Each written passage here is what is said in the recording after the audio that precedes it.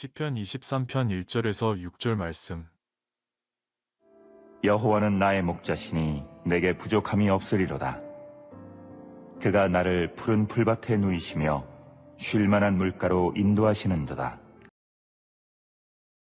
여러분에게 평안이 있었으면 좋겠습니다.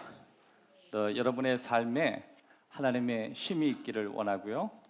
또 여러 가지 부족한 상황 속에서도 주님께서 우리의 목자가 되셔서 여러분을 격려하시고 위로하시고 또 여러분의 삶 속에 주시는 하나님의 쉼이 있기를 주님의 이름으로 축복합니다. 다윗이 이렇게 고백합니다. 여호와는 나의 목자시니 내게 부족함이 없으리로다. 부족을 넘어서는 삶이 나는 가능했다. 나는 부족하지 않다. 스스로가 한번 이렇게 고백했으면 좋겠습니다. 나는 아무것도 부족하지 않다. 소리가 급격히 떨어지는 것 같아요. 다시 한번, 나는 아무것도 부족하지 않습니다. 이것은 우리 스스로가 양이 된 것처럼 또 양의 관점에서 우리의 목자가 하나님이시기 때문에 나는 부족함이 없다. 그렇게 고백하는 것입니다. 부족함을 넘어설 수 있다는 거죠. 그리고 자신은 평생에 부족에 둘러싸여 살았지만 이 부족을 넘어서서 살아왔다. 그런 것입니다. 우리 지난 몇 주 동안 양의 관점에서 우리 살펴봤고 양들 안에서 우리 자신을 봤고 또 양을 보호하시는 하나님의 입장 안에서 오늘 이 말씀을 계속 묵상했습니다.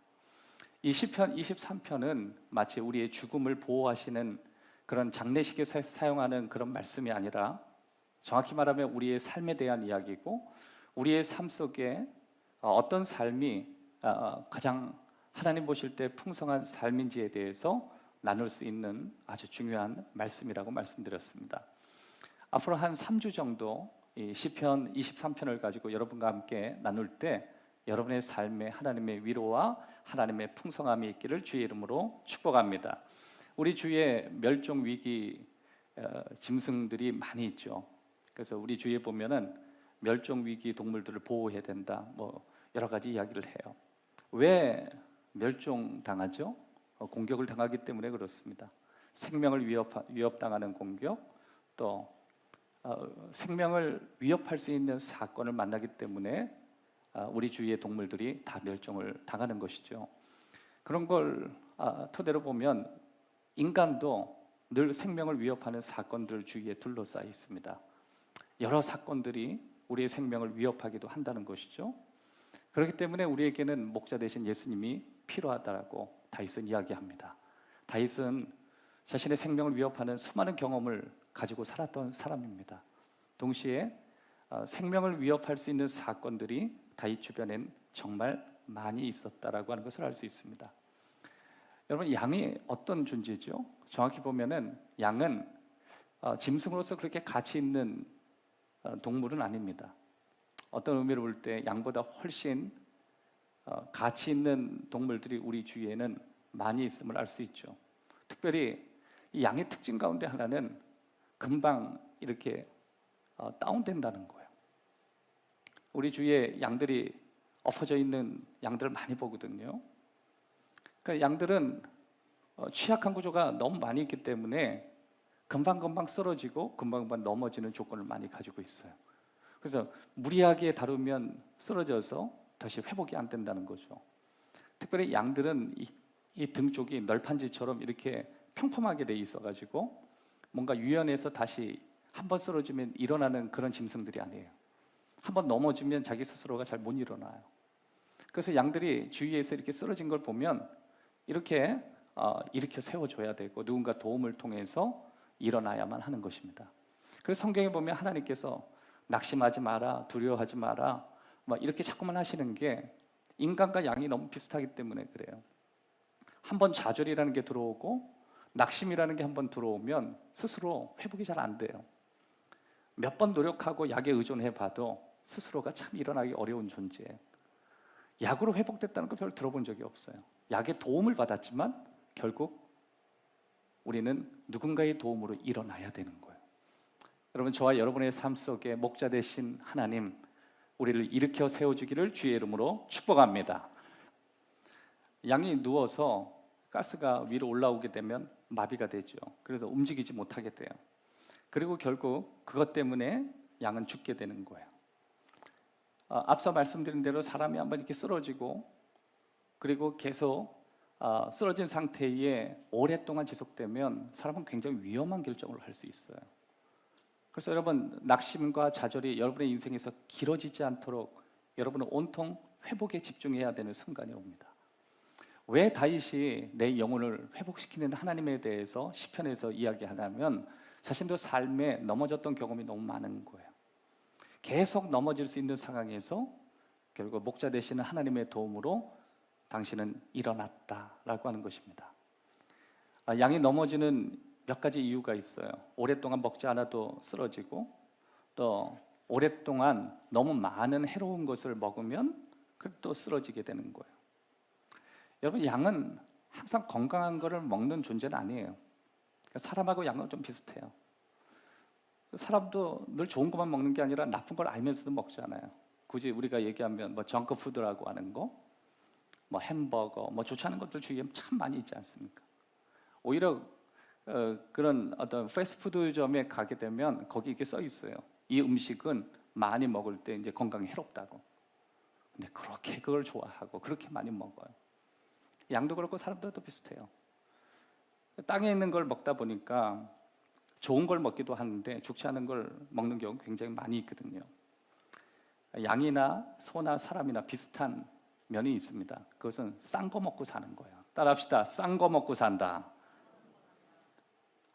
땅에 양이나 소나 사람이나 이렇게 풀어놓으면 값싼 거, 몸에 좋지 않은 거, 그런데도 그걸 좋다고 그렇게 먹어요.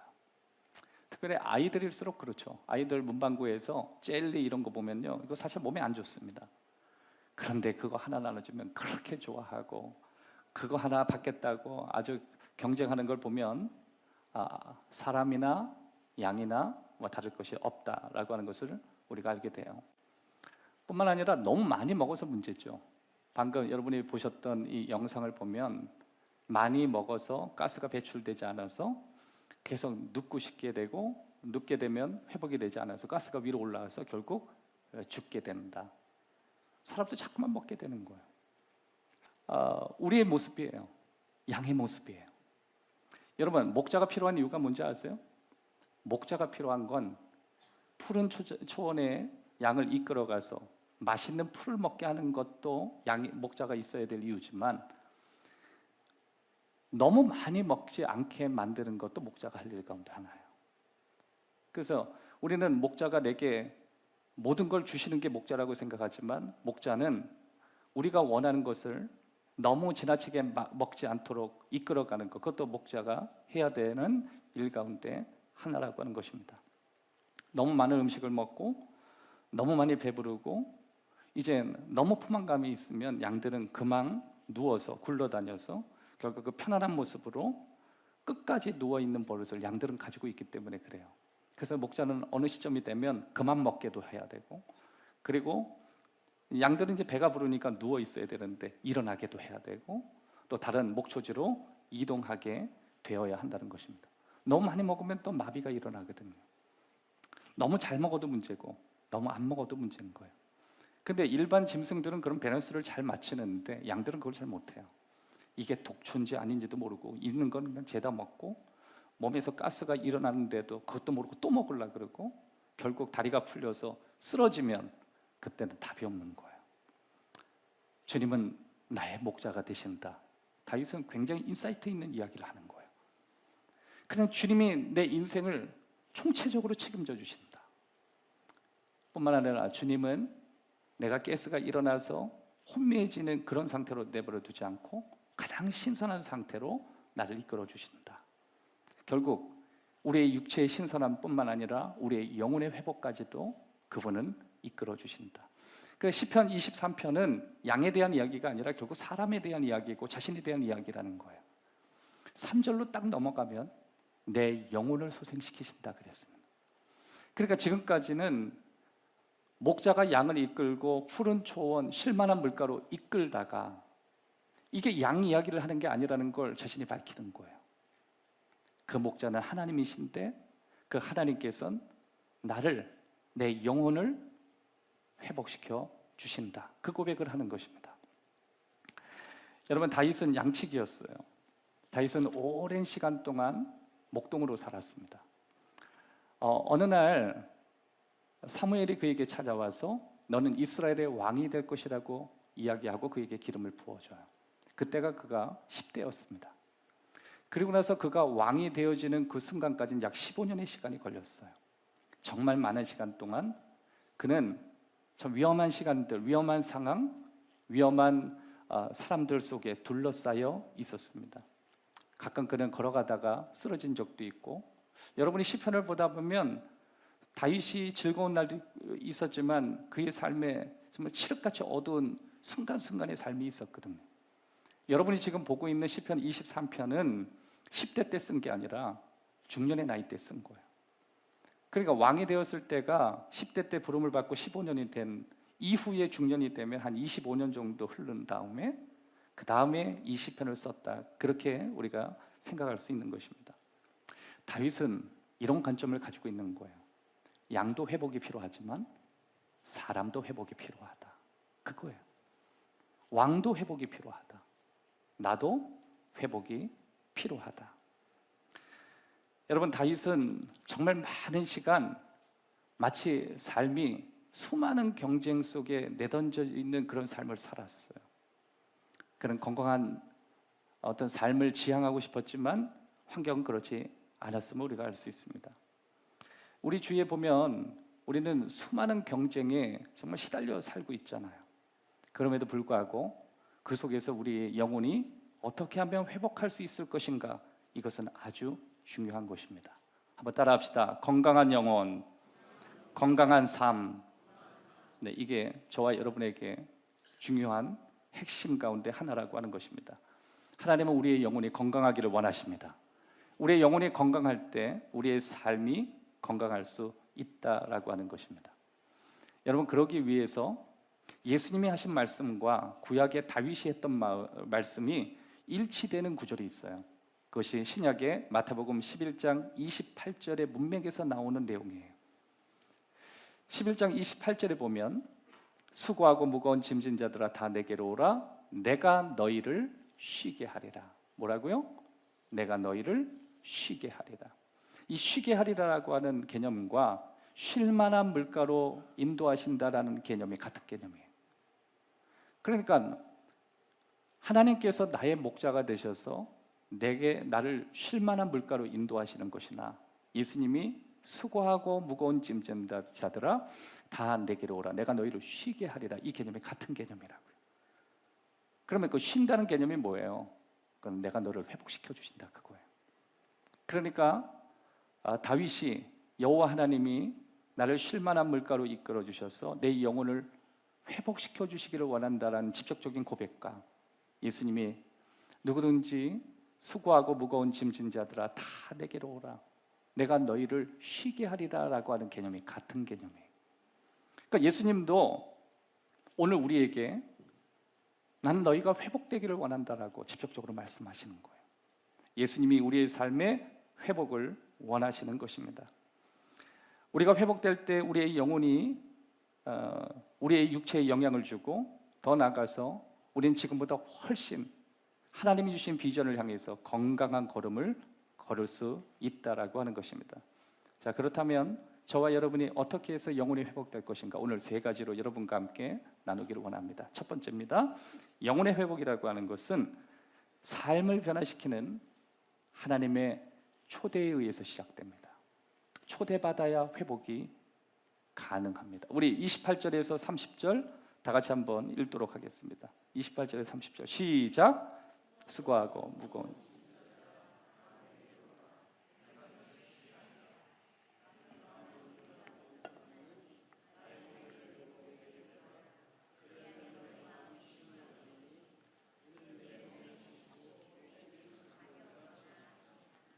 예수께서 서서 이리 오라고 소리치는 거예요. 나에게 오라.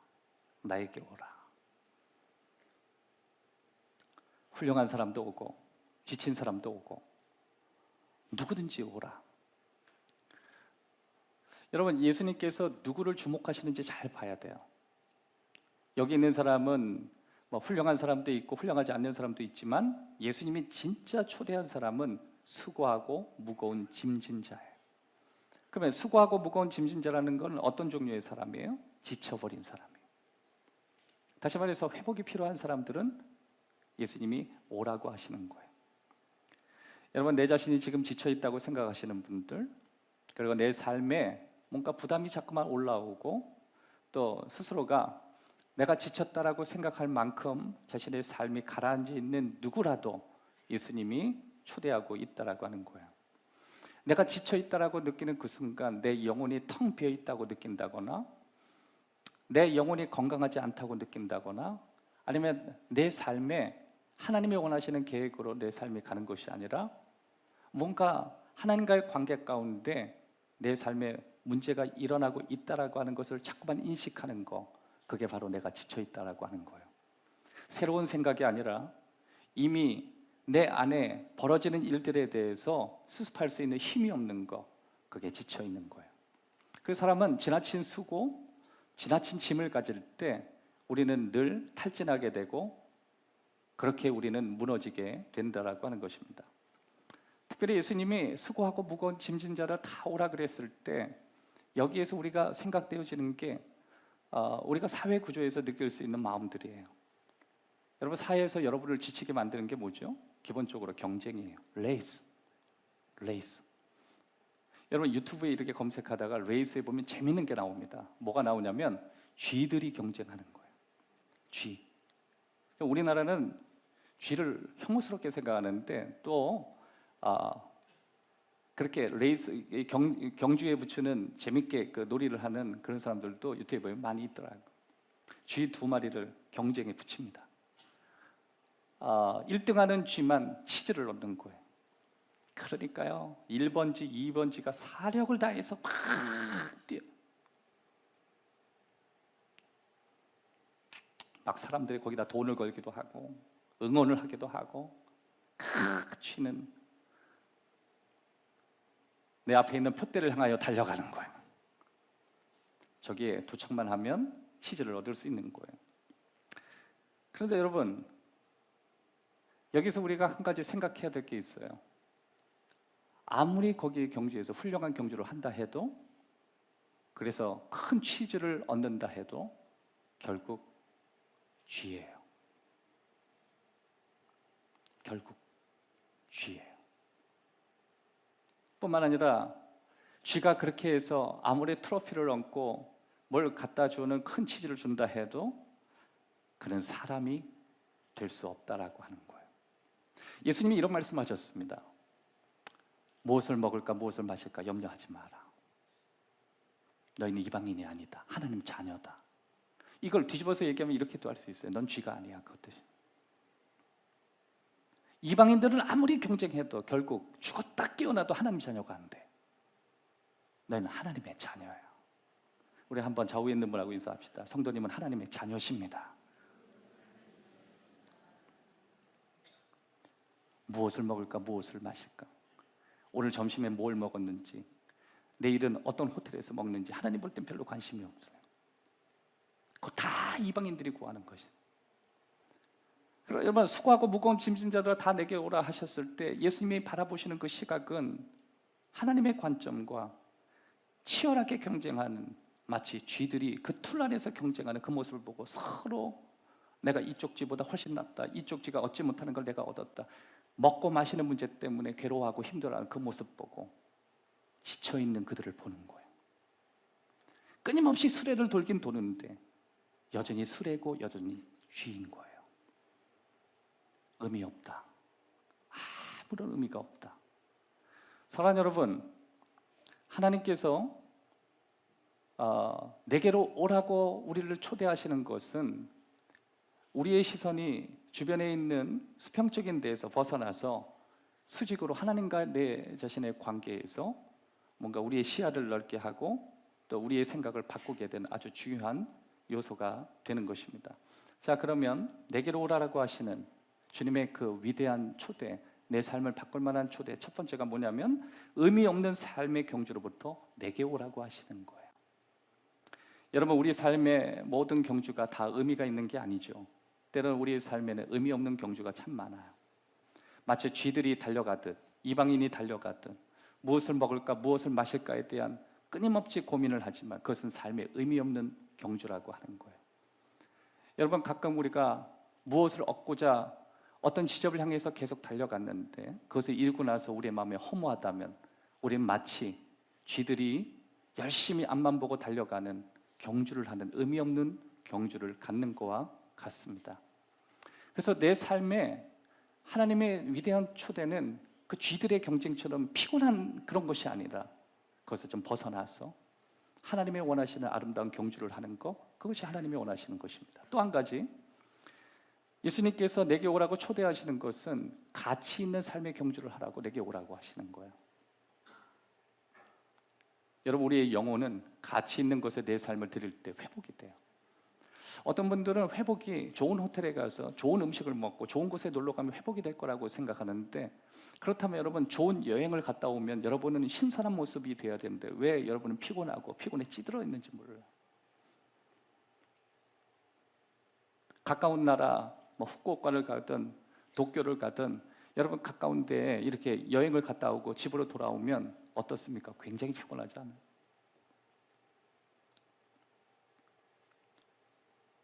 심지어 제주도를 갔다 와도요, 비행기 타고 고고 갔다 왔다고 그 고도를 높여서 갔다 왔다 그렇게 피곤해.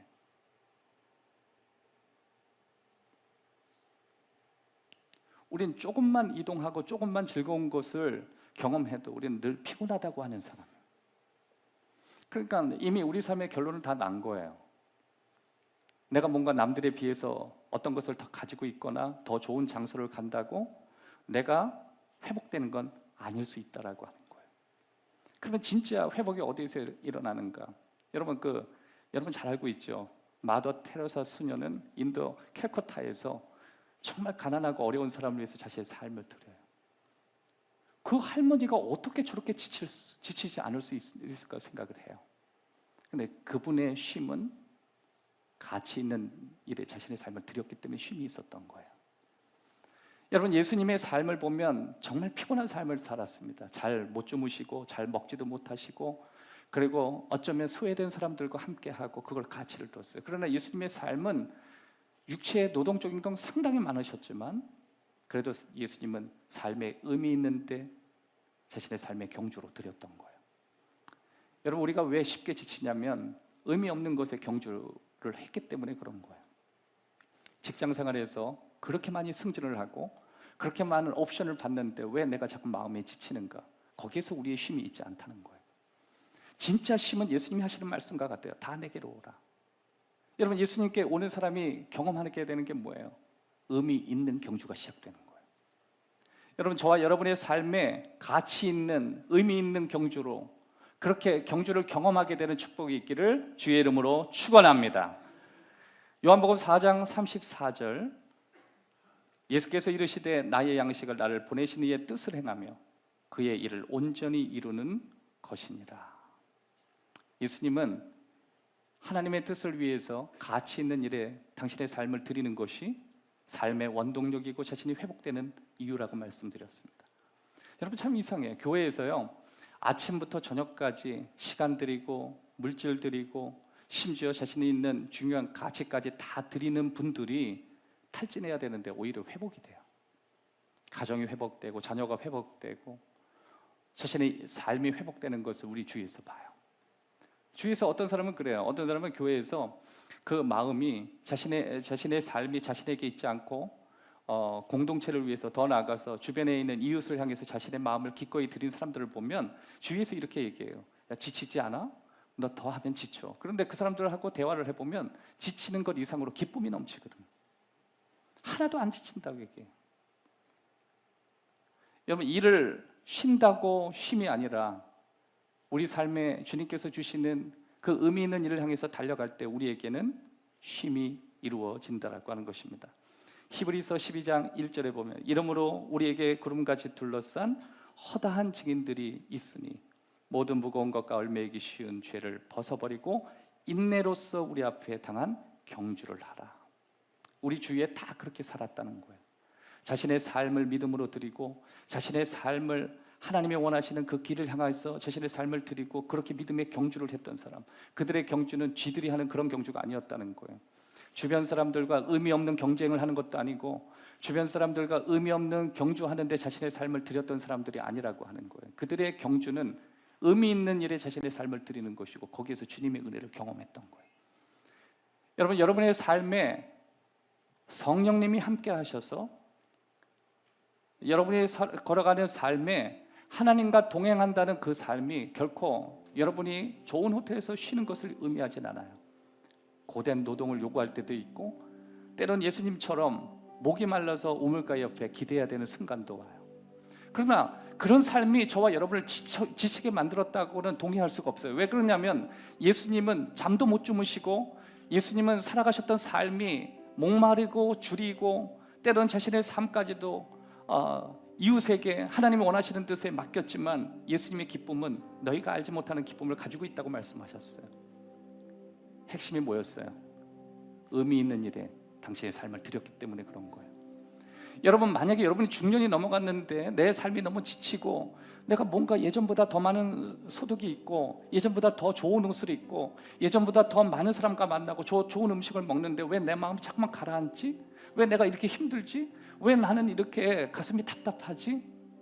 혹시 여러분의 삶에 의미 없는 일에 경쟁하지 않는지, 의미 없는 것을 위해서 달려가진 않았는지 한번 생각을 해보세요. 한 걸음 더 나아가서 난 정말 의미 있는 일에 내 삶을 드리고 있는가요? 그래서 많은 사람들이 그 속에서 주님을 만나요. 어느 순간 하나님, 내가 지금까지 필요 없는 삶에 목적을 두고 살았습니다. 이제는 주님의 초대, 그 초대장을 받아들이고 내 가슴을 열겠습니다. 그래서 이제는 의미 없는데 주변의 시선을 돌리지 않고 의미 있는, 가치 있는 일에 내 삶을 드려보겠습니다. 도대체 하나님, 내 삶에, 내 남은 인생에 의미 있는 게 무엇인지 가르쳐 주십시오. 여러분, 그것이 저는 교회에 와서 여러분이 콰이어를 섬기고 앞에서 싱어를 하고 식당에서 봉사하고 그것이 다 여러분에게 의미 있는 일이라고 저는 말하고 싶지 않아요. 그런데 분명한 것은 여러분을 벗어나야 하는 거예요. 주님이 여러분과 저를 초대하는 것은 분명 그 경주라고 하는 건 내가 있는 자리에서 벗어나야만 가능한 거예요. 내가 원래 서 있던 자리에서 벗어날 때 경주가 되는 건데 어떤 사람들은 의미 없는 경주를 하더라는 거예요. 주님이 오라고 하시는 거예요. 너의 삶에 허무하지 않는 경주를 가르쳐 주겠다고 하시는 거예요. 그래서 우린 예수님을 향하는 거예요. 주님이 나의 길 되십니다. 한번 따라 합시다. 주님이 나의 길이 되신다. 두 번째는 우리의 삶을 바꾸는 과정 안에서 우리는 영적인 회복이 일어납니다.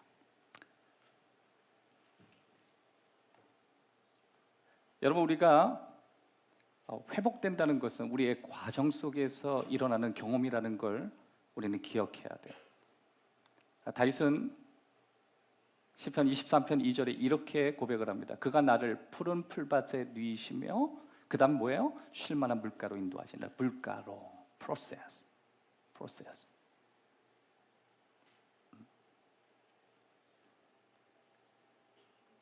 영혼의 회복은 생각보다 결과보다 과정 안에 일어나는 거예요. 가끔 어떤 분들이 그래요. 목사님, 여행을 계획할 때 여행지에 도착해서 즐기는 것보다 그것을 계획하는 과정이 가장 행복한 것 같아요. 그런 얘기예요. 다윗도 그걸 정확히 알고 있었어요. 푸른 초원에 눕는 것도 중요한데 쉴 만한 물가로 이동하는 그 과정이 시편 23편의 그 중간 단계라는 걸 꼭 기억해야 돼요. 여러분, 내 인생의 회복은 내가 이루고자 하는 목적에서 이루어지는 게 아니에요.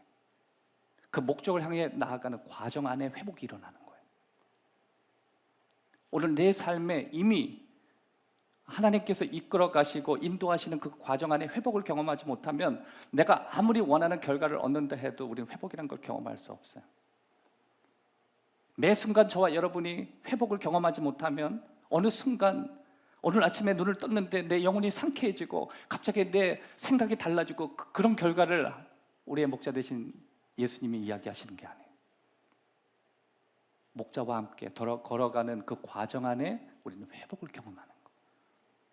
여러분 혹시 오늘 여러 가지 답답하고 낙심되고 어려운 상황 속에 이곳에 찾아왔다면 여러분이 지금 찾아가는 그 과정이 지금 여러분이 회복되어지는 과정이에요. 여러분은 어떤 삶의 결정을 내리고 그 결정 가운데 여러분의 삶이 변화되기 위해서 꾸준히 그 방향으로 가는 것이 사실 여러분이 회복되는 과정이에요. 어떤 사람들 그래요. 내가 아직 회복이 안 됐다고. 예, 정확히 말하면 회복이 안 됐지만 회복을 향해서 가고 계시는 거예요. 우리 여러 가지 어렵고 힘든 조건들을 만나요. 상황을 만나요. 그런데 우리가 원하는 회복은 완전한 회복을 얘기하는 거예요. 그런 건 없어요. 우리가 완전히 회복되는 그 순간 우린 주님 앞에 서는 순간이에요. 대부분의 우리의 삶은 가장 가까운 회복을 향해서 걸어가는 거예요. 오늘 저와 여러분의 삶은 사실 회복되고 있는 거예요. 여러분 오늘 이 예배에 참여하겠다고 스스로 결정하고 그리고 지쳐있는 육체를 가지고 이곳에 걸어오는 그 과정 안에 여러분이 회복되고 있다는 거 아시죠? 아침에 운동해보면 금방 알아요. 아침에 운동할 때 몸 상태는 아주 세상 말로 피곤하다. 근데 이상해요. 운동을 하고 뛰기 시작하면 고단해지는 게 아니라 회복되기 시작해요. 참 이상합니다. 여러분 집에서 그냥 쉰다고 하는 게 그냥 편안하게 누워있다가 여러분의 사진을 셀카를 한번 찍어보세요. 얼굴은 부어있고요. 이게 사람인지 짐승인지 모를 정도로 얼굴의 형태가 이상해요. 그래서 한번 운동을 한번 해보세요.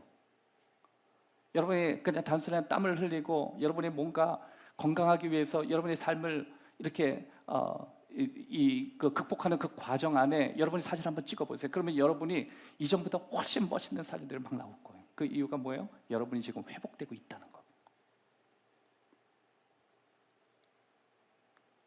푸른 초원으로 우리를 이끄셔서 눕게 하는 게 목적이 아니에요. 쉴 만한 물가로 우리를 계속해서 이동시키시는 것이 목적이에요. 여러분 우리의 삶의 과정 안에 우리는 놀라운 회복을 경험하게 되는 것입니다. 변화가 일어나기 위해서 과정이 일어나야 되는 거예요. 우리는 결과만 원해요. 그러나 내 삶에 과정이 없다면 우리는 변화를 경험할 수 없는 거예요. 회복을 경험할 수 없는 거예요. 한번 따라 합시다. 회복은 과정을 통해서 일어난다. 여러분이 회복을 원하신다면 회복만 원하시면 안 돼요. 회복을 향하여 가는 과정을 여러분이 받아들이셔야 돼요. 두 가지가 있습니다. 첫 번째, 예수님이 말씀하시는 그 멍에를 내가 가지고 살아가는 거예요. 예수님의 멍에는 뭐냐면 내가 가져야 된 올바른 책임감을 의미합니다. 마태복음 11장 28절 이하의 말씀을 다시 한번 읽어드리도록 하겠습니다. 수고하고 무거운 짐진 자들아 다 내게로 오라. 내가 너희를 쉬게 하리라. 나는 마음이 온유하고 겸손하니 나의 멍에를 메고 내게 배우라. 그리하면 너의 마음이 쉼을 얻으리니. 여기서 쉼을 가로 열고 이렇게 써도 돼요. 회복을 얻으리니. NASV라고 하는 영어 번역에는 restoration이라고 나와요. 예수님 직접적으로 하신 말씀이에요. 두 가지를 얘기하셔요. 내 멍에를 지고 내게 와서 배우면 쉼을 얻을 것이다. 그러니까 저와 여러분이 회복되기 위해서는 두 가지만 하면 예수님의 조건을 충족하는 거예요. 첫 번째, 예수님의 멍에를 지는 거예요. 그런데 그 멍에가 뭔가? 그래서 우리가 가져야 될 바른 책임감을 의미하는 거예요.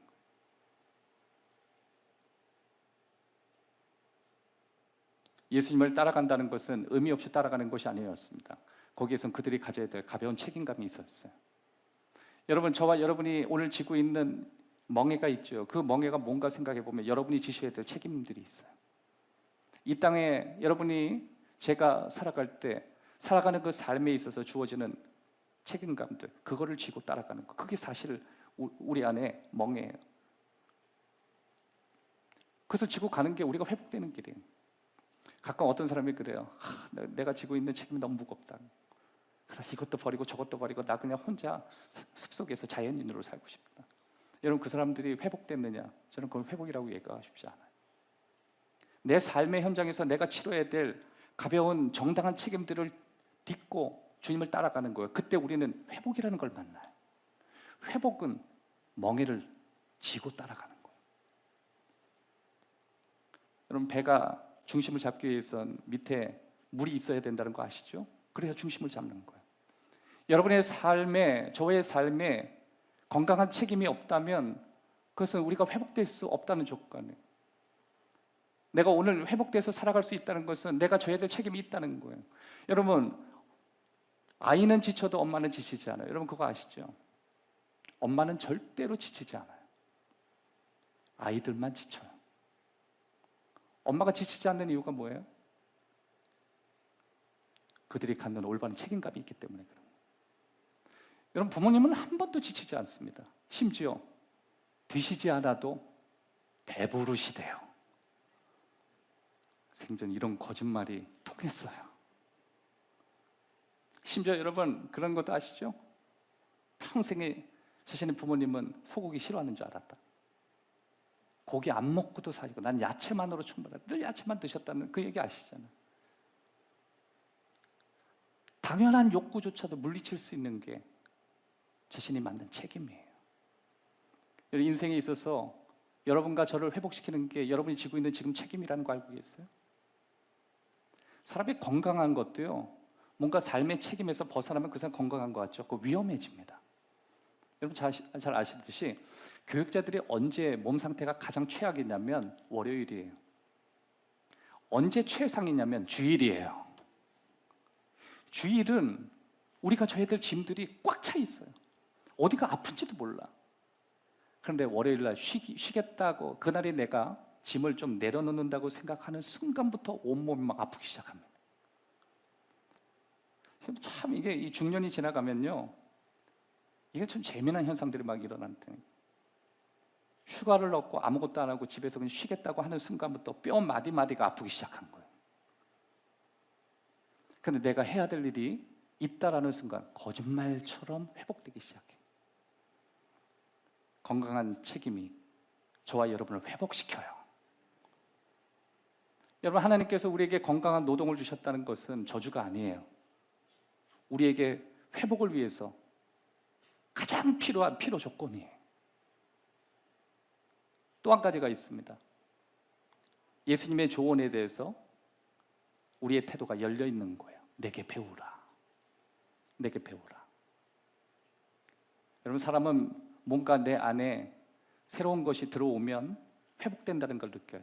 그건 우리의 지성이 바뀌는 순간. 우리의 근력에 밖으로부터 오는 강한 압력이 들어오면서 우리의 근력이 건강해지기 시작하는 거예요. 하여튼 인생에 뭔가 저항을 만나야 사람이 회복되기 시작하는 거예요.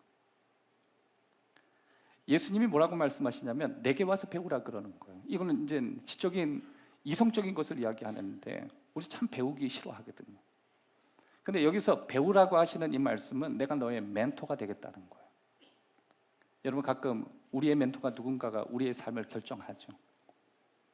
도대체 우리는 누구에게 듣는지 그것이 우리를 피곤하게도 만들고 우리를 회복하게도 만들어요. 왜 우리들이 피곤해요?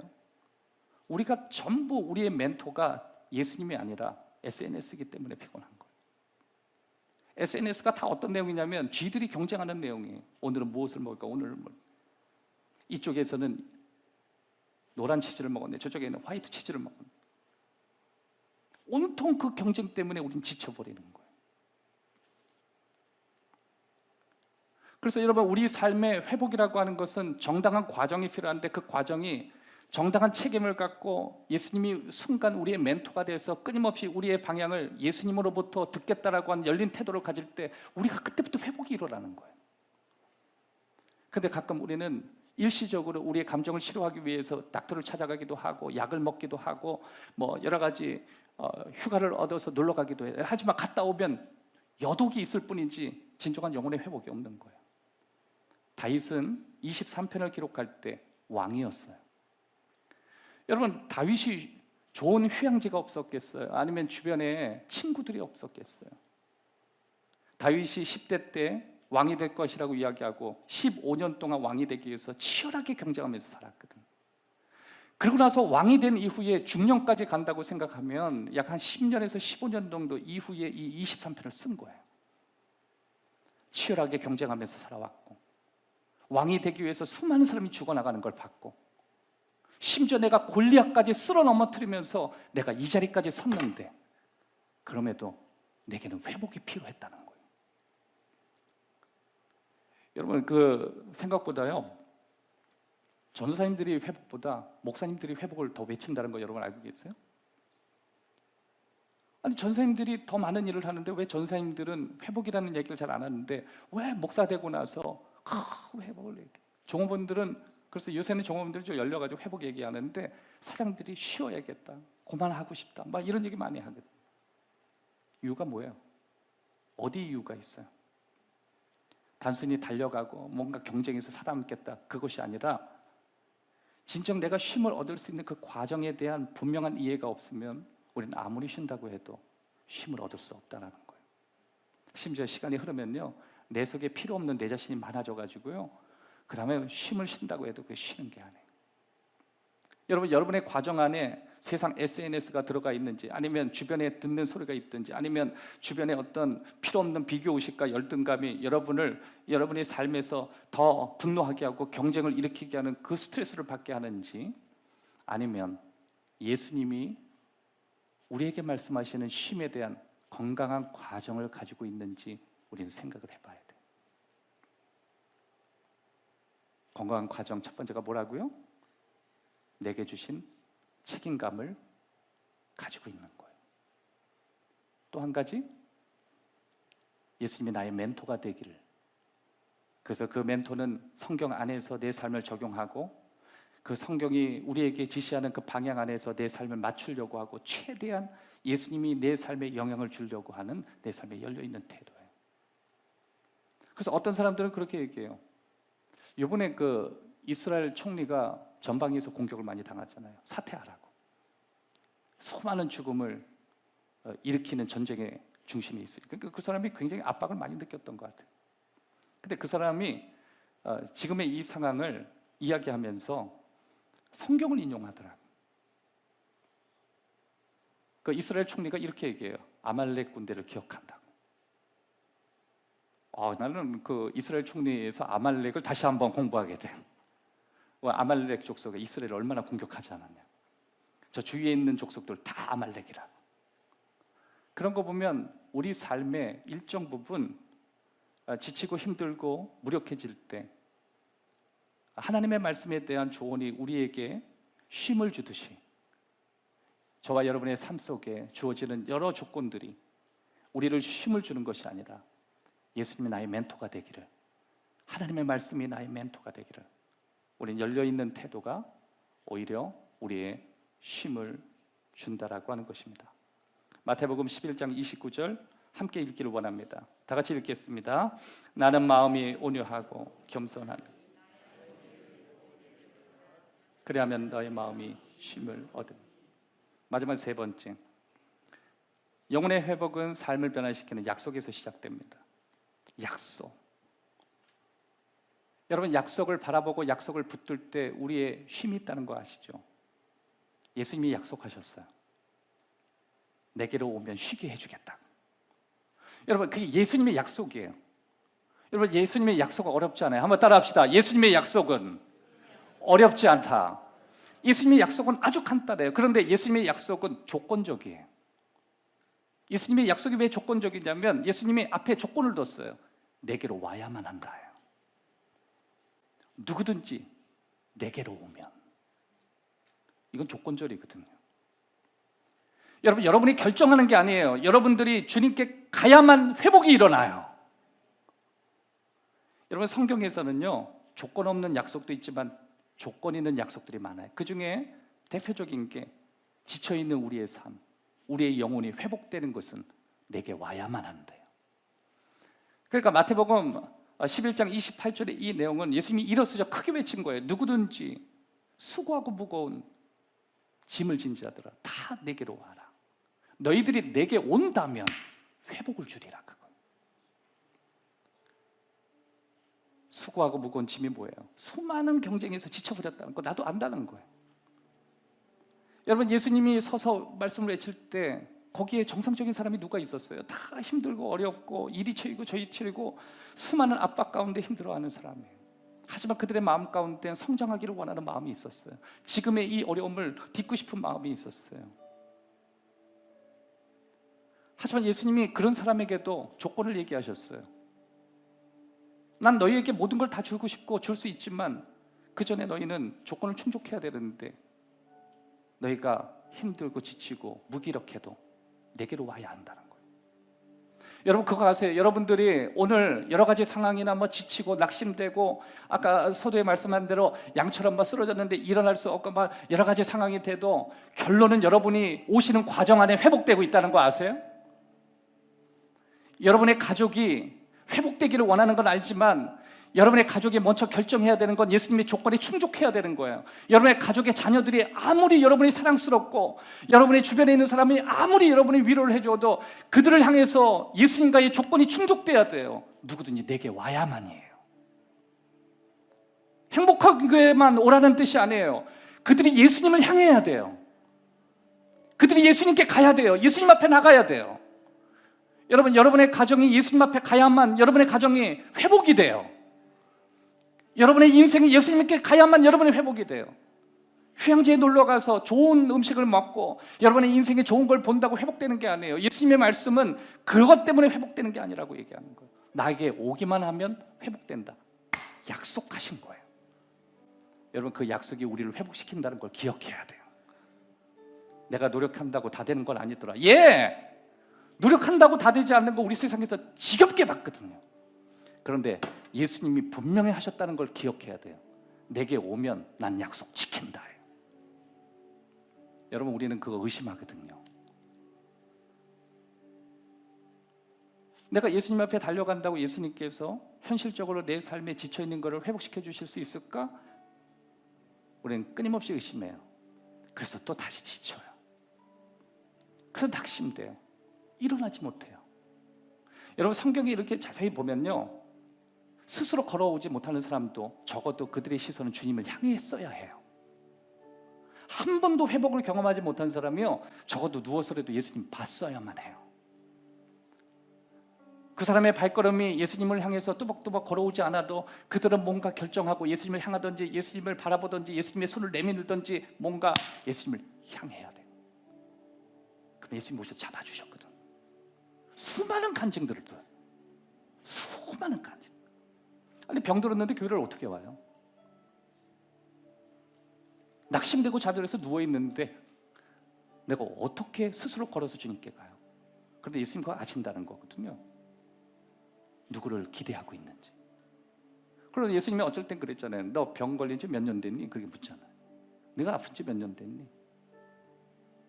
일어나거라. 일어나는 순간 그들이 다른 데 가던 거예요? 아니에요. 그들은 마음속으로 이미 주님을 향했거든요.